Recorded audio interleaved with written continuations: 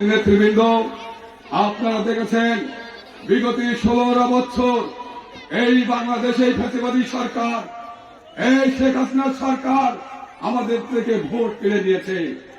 আমরা ভোট দিতে পারিনি, আমরা কালীগঞ্জে বিএনপির মিটিং মিছিল করতে পারিনি। আপনারা জানেন এই কালীগঞ্জে সন্ত্রাসের রাজত্ব কায়েম হয়েছে। সন্ত্রাসীরা বারবার আমাদের উপর অত্যাচার জুলুম করেছে, নির্যাতন করেছে। এখন শুনছি অনেক নেতা নাকি টিকিট পকেটে নিয়ে ঘরে যখন আব্দুল মান্নান সাহেব এমপি হয়েছে, আমার বাড়িতে অত্যাচার হয়েছে, আমার বাড়িতে জুলুম হয়েছে, সেদিন কিন্তু কোন বিএনপি নেতাকে পাইনি। একমাত্র কালীগঞ্জে হামিদুল ইসলাম হামিদ সাহেব, যিনি কালীগঞ্জেই থেকেছেন, আমাদের মুরগির বাচ্চার মতো আজও রেখেছেন। আজকে আপনারা ঢাকার থেকে উড়ে এসেছেন, বিদেশ থেকে উড়ে এসেছেন, এসে নাকি টিকিট পকেটে নিয়ে ঘুরে বেড়াচ্ছেন।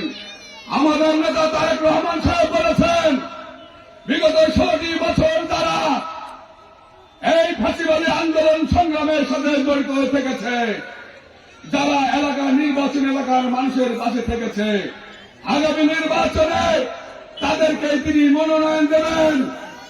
সেই হিসাবে আমাদের প্রাণপ্রিয় নেতা জননেতা হামিদুল ইসলাম হামিদকেই ইনশাল্লাহ আগামী দিনে আমরা দেখতে পাব। আমরা দেখেছি আমরা যখন জাতীয়তাবাদী ছাত্র দল করেছি, আমাদের নেতা ছিল শহীদুজ্জামান বেন্টু সাহেব। বিগত তত্ত্বাবধায়ক সরকারের সময় অনেক নেতাকে দেখেছি দুর্নীতির মামলা দিয়েছে, আমাদের নেতাকে কিন্তু দিতে পারেনি। আজকে তার হাতেই গড়া এই হামিদুল ইসলাম হামিদ, আপনারা অনেক দূর থেকে চেনেন। আমরা তার সাথে ছাত্র দল করেছি, আমরা তাকে ভালো করে চিনি, কাছের থেকে চিনি।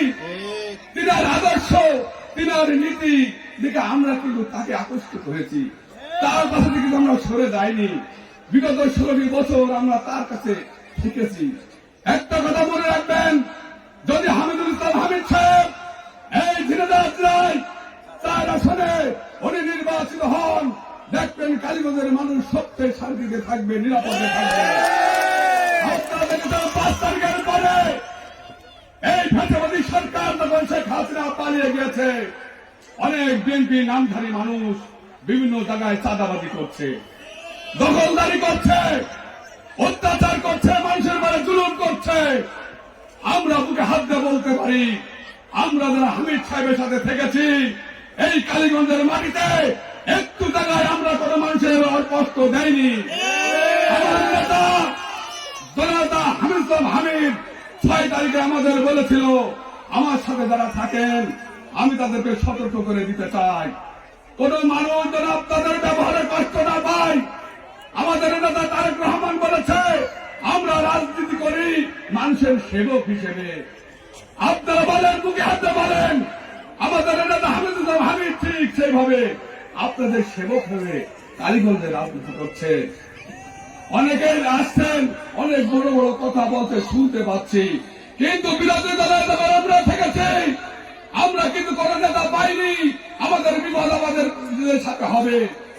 একমাত্র কালীগঞ্জে উনি থেকেছেন, উনার কাছে পেয়েছি। আমরা প্রত্যাশা করি আগামী দিনে ঝিনাইদহ 4 আসন থেকে উনি আপনাদের মনোনয়ন নিয়ে আসবেন। একটা কথা শুনে রাখেন, খুব শর্ট টাইমে কালীগঞ্জ উপজেলা বিএনপি কমিটি হবে, সেখানে আমাদের নেতা কালীগঞ্জের সবচেয়ে বড় পদে আসবে এবং আপনাদের মনের আশা পূরণ করবে। আপনারা কোন ঝামেলায় দাঁড়াবেন না, আমাদের নেতার আগামী দিনের স্বপ্ন কিন্তু পূরণ হবে। আপনারাও সেই ট্রেনে থাকবেন। এবং একটা কথা শোনেন, আওয়ামী লীগের ভাইরা আমার, আপনাদের লজ্জা করে না আওয়ামী লীগ করতে? যে শেখ হাসিনা আপনাদের প্রধানমন্ত্রী ছিল, আপনাদের অভিভাবক ছিল, তিনি আপনাদের ফেলে পালিয়ে গিয়েছে। ও আমরা দেখেছি এই আওয়ামী লীগকে ফেলে দিয়ে উনিও কিন্তু পালিয়ে গিয়েছিল। আমাদের নেত্রী, দেশ নেত্রী বেগম খালেদা জিয়াকে প্রস্তাব দেওয়া হয়েছিল যে আপনিও চলে যান, কিন্তু আমাদের নেত্রী বলেছিল না, এই মাটিতে আমি জন্মেছি, এই দেশের মানুষ আমাকে ভালোবাসে, যদি আমার মৃত্যু হয় দেশেই হবে।